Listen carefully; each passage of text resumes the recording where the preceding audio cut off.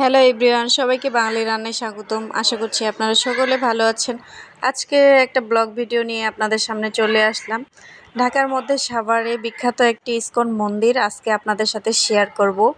এই মন্দিরটা দেখতে কিন্তু অনেক সুন্দর, তবে এই মন্দিরের কাজ এখনও পুরোপুরি সম্পন্ন হয়নি। তবে কিছুটা সম্পন্ন হয়েছে আর কিছুটা বাকি রয়েছে। আমরা দেখতে পাচ্ছি উপরে কিছুটা অংশ কমপ্লিট হয়েছে আর নিচের কিছুটা অংশ কিন্তু বাকি রয়েছে। মন্দিরের প্রবেশদ্বারের সামনেই 3টি প্রতিমা দেখতে পাওয়া যায়। দুই পাশে দুটি শ্রী বিষ্ণুর অপরূপ দুটি প্রতিমা এবং সামনে রয়েছে গরুর পাখির প্রতিমা। তো আমরা মন্দিরে ঢোকার পূর্বেই চরণামৃত গ্রহণ করে তারপরে আমরা মন্দিরে প্রবেশ করব। এটা হচ্ছে নিচতলায় কিন্তু কাজ এখনও সম্পূর্ণ হয়নি। তো এই নিচতলাটা দেখুন কি সুন্দরভাবে কারুকাজ দ্বারা তৈরি করা হচ্ছে। যখন এটা পরিপূর্ণভাবে কমপ্লিট করা হবে তখন কিন্তু দেখতে আরও আকর্ষণীয় লাগবে। এবার আমরা এখান থেকে বের হয়ে দোতলার দিকে চলে যাব। দোতলায় ওঠা সিঁড়িটা এতটাই আকর্ষণীয় যে আমার মেয়েরা ভীষণ খুশি হয়েছে। এই মন্দিরের নামটা বলা হয়নি আপনাদেরকে। এই মন্দিরের নাম হলো শ্রী শ্রী কানাইলাল জিউ বিগ্রহ মন্দির। আমরা ঢাকা মিরপুর থেকে এখানে এসেছি, খুব একটা সময় লাগেনি, 1 ঘন্টার মতো লেগেছিল। মন্দিরের উপরের দিকটা কমপ্লিট হয়েছে, আপনারা দেখতে পাচ্ছেন কি সুন্দরভাবে রং করা হয়েছে। আমরা দোতলার দিকে চলে আসলাম। এখন আমরা সামনে একটা ছোট্ট সিঁড়ি দেখতে পাচ্ছি। এই সিঁড়ি দিয়ে কিন্তু আমাদের উপরের দিকে যেতে হবে।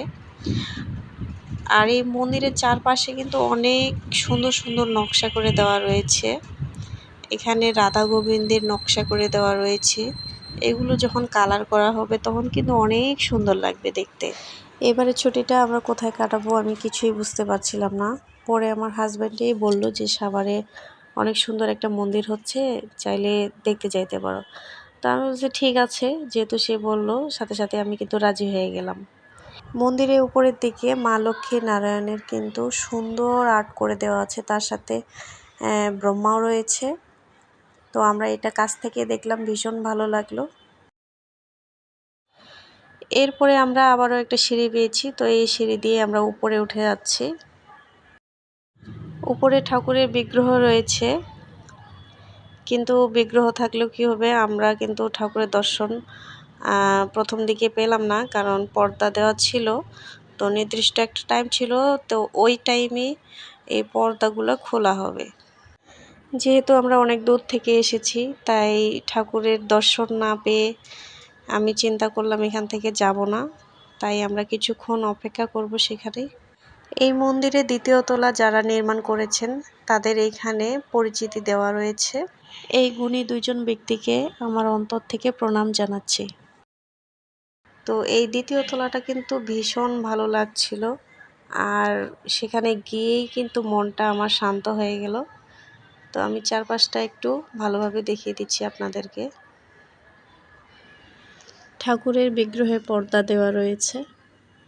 তো এই বিগ্রহগুলো খুলবে 4টার পরে, তো ততক্ষণ পর্যন্ত আমাদেরকে অপেক্ষা করতে হবে। আর আমি এইদিকে দেখতে পেলাম যে ভক্তরা দুপুরের প্রসাদ নিচ্ছে।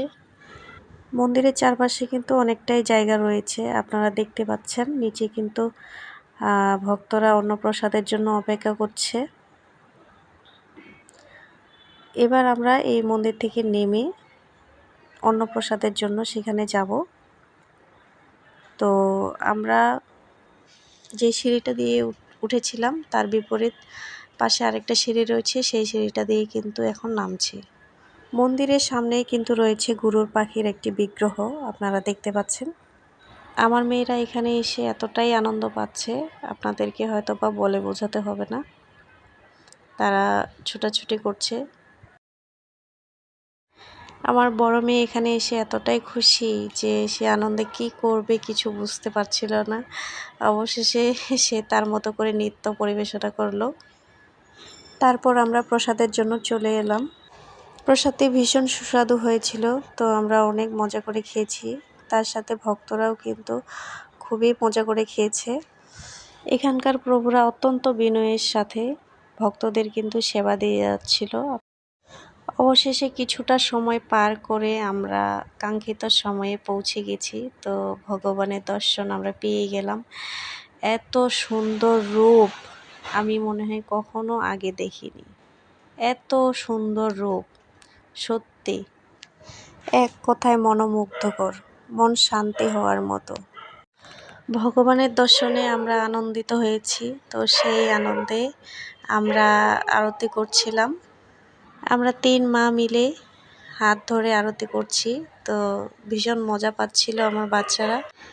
এক মাতাজি আমার মেয়ের সাথে আরতি করার জন্য ডাকলেন, কিন্তু সে যেতে লজ্জা পাচ্ছিল। তো আমি তখন তাদেরকে নিয়ে গেলাম তাদের সাথে আরতি করার জন্য। এত আনন্দ আসলে বৃন্দাবন ধামে কেবল সম্ভব, অন্য জায়গায় নয়। তাই মাঝে মধ্যে চেষ্টা করি কোনো না কোনো মন্দিরে গিয়ে কিছুটা সময় ব্যয় করার, যেখানে মনের শান্তি, প্রাণের শান্তি, সব কিছুর শান্তি পাওয়া যায়। আমরা সেখানে আরতি করার পর প্রসাদ পেয়েছি। তো প্রসাদ পাওয়ার পরেই আমরা কিন্তু মন্দির থেকে বের হয়ে গেলাম। তো আমাদের আরও কিছু দেখার বাকি রয়েছে এই মন্দিরের। আমার পিছনে একটা দোকান দেওয়া রয়েছে, এটা ইসকনেরই দোকান। এখানে অনেক কিছু পাওয়া যায়। আর আমরা এখন ওই যে একটা মন্দির দেখা যাচ্ছে ওই মন্দিরে যাব। আর পাশের যে বিল্ডিংটা রয়েছে এই বিল্ডিংটা কিন্তু ভক্তরা এখানে এসে থাকতে পারবেন, রাত্রি যাপন করতে পারবেন।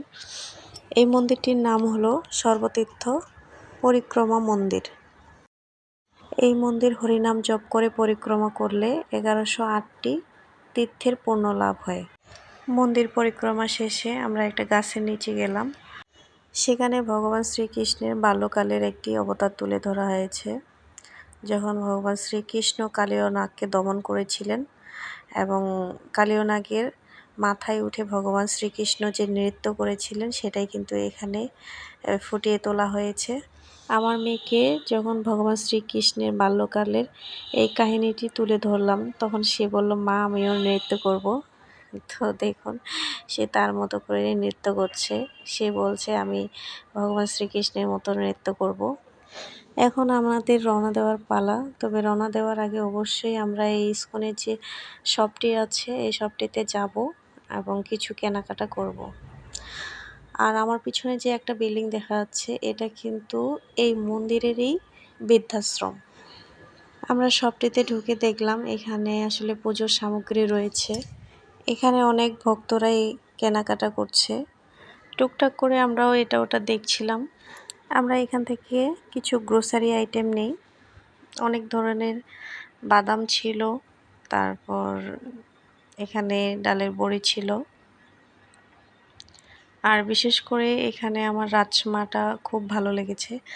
আর রাজমাটা আসলে সব জায়গায় পাওয়া যায় না, তো এই রাজমাটা আমি এখান থেকে নিয়েছি। আলু চিপস, ফুচকা আরও অনেক কিছু ছিল এখানে। তো আমি নিরামিষ সেমাইও 1 প্যাকেট এখান থেকে নিয়ে নিলাম। তারপর এখানকার পাঁপড়টা নিলাম। তো টুকটাক কেনাকাটা শেষ আমাদের।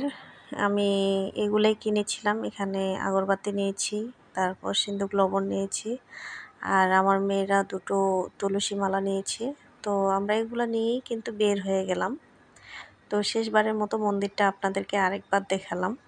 ইচ্ছে করছিল না মন্দির থেকে বাসায় আসতে, মনে হচ্ছিল সেখানেই থেকে যাই। যেহেতু আমরা থাকার জন্য প্ল্যানিং করিনি, তো এবার আমরা থাকতে পারলাম না। তো ভগবান যদি আমাদেরকে সুস্থ রাখেন, আমাদের উপর যদি কৃপা করেন, তাহলে অবশ্যই মন্দির কমপ্লিট হলে আমরা আবারও এখানে আসব। আর আপনারা আমাদের জন্য আশীর্বাদ করবেন যেন এভাবেই আস্তে আস্তে ভগবানের দর্শন নিতে পারি। আর আরেকটা বিষয় বলে দিই, এই মন্দিরের গেট কিন্তু এটা এখনও কমপ্লিট হয়নি, তাই আগের গেট দিয়েই কিন্তু যাওয়া আসা করা হয়। আর এই গেটের পিছনেই রয়েছে বৃদ্ধাশ্রমটি। তো সকলে ভালো থাকবেন, সুস্থ থাকবেন, আর আপনারাও আমাদেরকে আশীর্বাদ করবেন আমরাও যেন সুস্থ স্বাভাবিক থাকি, সর্বদা ভগবানের শরণ নিতে পারি।